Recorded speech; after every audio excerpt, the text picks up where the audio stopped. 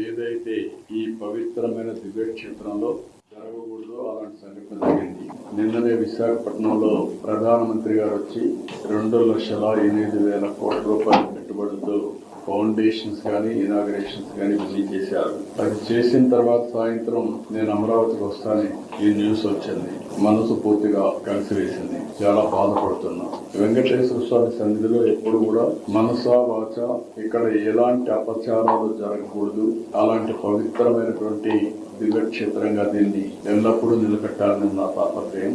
ఒక భక్తుడుగా, ఒక ముఖ్యమంత్రిగా ఈ దివ్యక్షేత్రం యొక్క పవిత్రత కాపాడే బాధ్యత ఎప్పుడు తీసుకుంటున్నాను, ఇప్పుడు కూడా తీసుకుంటాను. అయితే జరిగిన సంఘటన చూసిన తర్వాత నేను సైట్ దగ్గరికి వెళ్ళాను. సైట్ అంతా కూడా చాలా డీటెయిల్ గా పరిశీలించాను. అక్కడి నుంచి హాస్పిటల్కి వెళ్ళాను. అందరితో మాట్లాడాను. కొంతమంది కుటుంబ సభ్యుల్ని, వాళ్ళ గ్రామస్తుల్ని, బంధువులు పోగొట్టుకున్న ఉన్నారు హాస్పిటల్. ఇంకా వాళ్ళతో కూడా మాట్లాడాను. తర్వాత వచ్చి ఆఫీసులో కూడా కొంత సమీక్ష చేశాను. నేను అన్ని విధాలా అన్ని కోణాల్లో నాకు సమాచారం ఉంటే దాన్ని బట్టి ఎలాంటి సంఘటనలు పునరావృతం కాకుండా ఉండడానికి ఎలాంటి నిర్ణయాలు చేస్తే దోహదం చేస్తాయో అలాంటి నిర్ణయాలు చేయాలనేది నా ఉద్దేశం.